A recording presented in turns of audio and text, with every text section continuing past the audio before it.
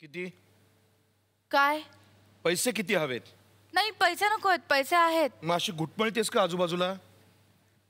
बाबा थोडं बोलायचं आहे तुला माझ्याशी.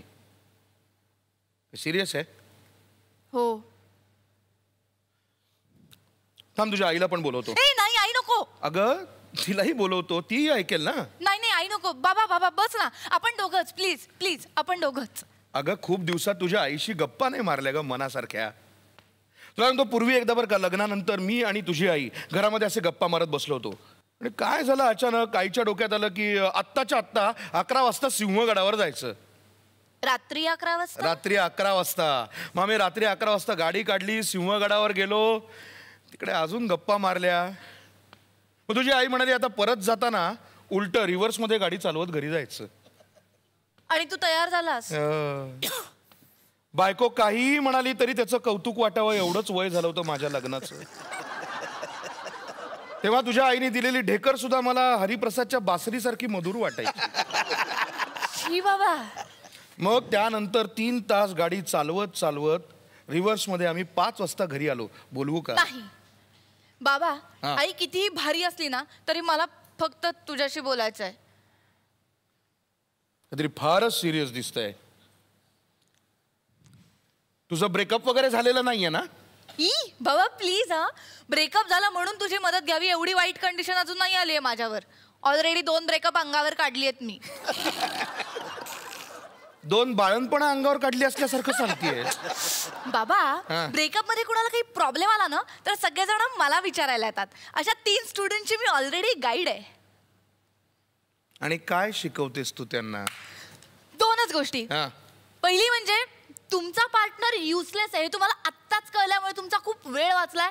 आणि हे सगळं तुम्ही 6 महिन्यात विसरून जाणार आहात. फक्त तुम्हाला 6 महिन्यानंतर नाही तर आत्ता कळलं पाहिजे. बाबा तुझं ब्रेकअप झालं ना तरी आय कॅन हेल्प यू.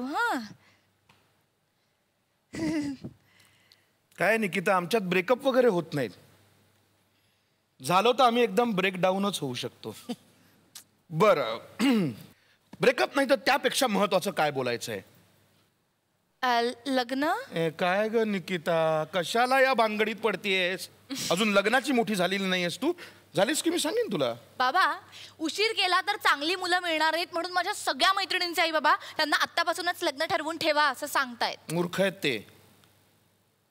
पुढे कधीतरी मुलीला कॅन्सर होईल म्हणून आत्तापासून केमोथेरपी देता येते. व्हेरी फनी आहे बाबा. Not at all funny. मग तुझं लग्न झाल्यानंतर काय काय होऊ शकतं याची कल्पना आहे का तुला? काय काय होऊ शकतं?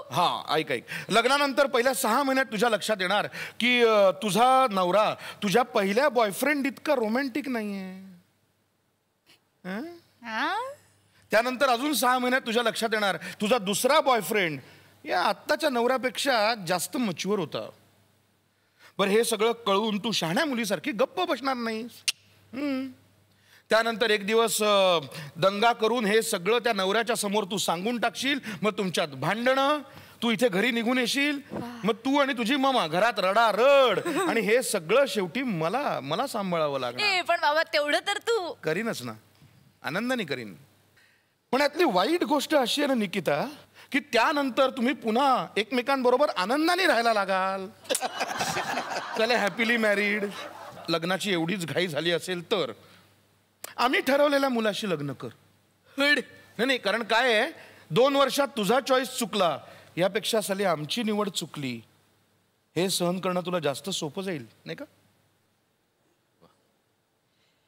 बाबा तुझा लग्नाचा चॉईस चुकला असं वाटतंय तुला? वेडी आहेस का तू? नाही, मग तू असं का म्हणालास? मम्मानी तुला फसवलं वगैरे नाहीये ना? तुझी मम्मा मला फसवणार? निकिता, आत्ता जरी मला टक्कल पडायला सुरुवात झाली असली ना तरी केसानी गळा कापण्यात माझा हात धरणारा कोणीच नाही. चल, जास्त वेळ जागरण होत नाही, मला ऍसिडिटी होते. बाबा सध्या घरात तू इतकं बोळ्याने दूध पितोयस ना की तुला ऍसिडिटी वगैरे होणं शक्य नाही. काय असतं निकिता, ड्रिंक्स पार्ट्यांचे काही नियम असतात. पहिल्या पेगला मुद्द्याला हात घालायचा नाही आणि 3ऱ्या पेग नंतर महत्वाचं काही बोलायचं नाही कारण ते दुसऱ्या दिवशी लक्षात राहत नाही. जे काही बोलायचं ते ओव्हर द सेकंड पेग. मला वाटतं आपल्या बोलण्यातला पहिला पेग संपलाय. काय प्रॉब्लेम आहे? बाबा, हे सगळं तुला कसं सांगायचं मला कळत नाहीये. सुरुवात कर. पुढचं सगळं कसं काढून घ्यायचं याच्यात आता आयुष्य गेलं माझं. बाबा, गेले 3-4 दिवस तुला एक बाई फोन.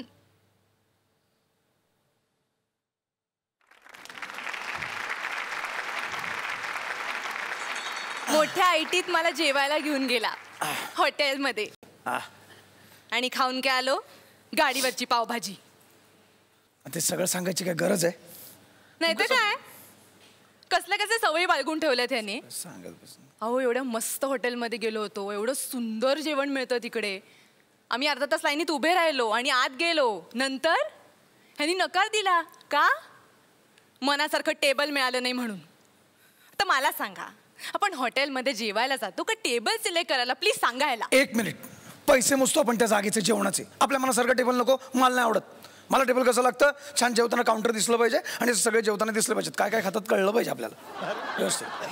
पण तशी एक जागा मिळाली होती ना आपल्याला. अरे पण कशी? ही अशी बाजूबाजूला काय खानावळीत जेवायला गेलो होतो? असं जेवतात का बाजूबाजूला कोण नवरा बायको? असं समोर इथे टेबल, इथे पाण्याचा ग्लास लावलेत सगळे. असं जेवण असतं? बरं, जेवताना 1000 वेळा प्रश्न विचारणार मला. बरं, एक सुहास, ही सोलकढी खूप छान आहे. हां, मागूया काय रे अजून? हां, हो हो, म्हणजे काय, मागो ना. वेटर सोलकढी दे. हां, सुहास, ही भाजी खूप छान आहे, मागूया का? ऐक ना सुहास, हां मागो ना, मागून. अरे जेवू का, हिची प्रश्नांची उत्तरं देऊ? बरं, हे प्रश्न नवीन नाहीत, जुनेच आहेत. पण मी मात्र नव्याने उत्तर द्यायची. का? तर हिला बरं वाटावं म्हणून.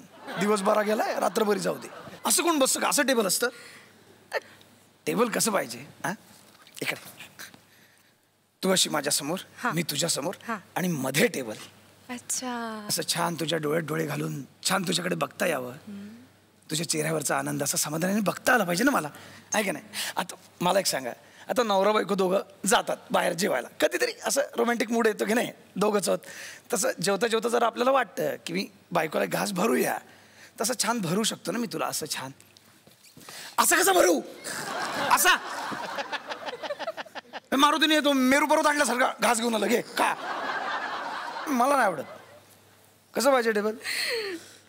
पण दुधाची तहान तू ताकावर भागवलीस ना. कुठे ते हॉटेल आणि कुठे गाडीवरची पावभाजी सुहास? पण मजा आली की नाही? हो. मग कितीतरी वर्षानंतर असं छान रस्त्यावर उभं राहून आपण गाडीवरची पावभाजी खाल्ली. हो यार, मजा आली. तर रोज काय त्याचं ताजमध्ये मला. सुहास, मला सांग, तुला माझ्या हातची पावभाजी आवडते का गाडीवरची? गाडीवरची. काय? अजिबात आवडत नाही.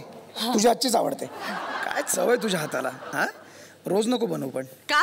म्हणजे कधीतरी वेगळं बनव ना, छान वडा, इडली, समोसा. तर रोज रोज काय पावभाजी? लोकांवाड्याच आपली पावभाजीची गाडी आहे. सुहास,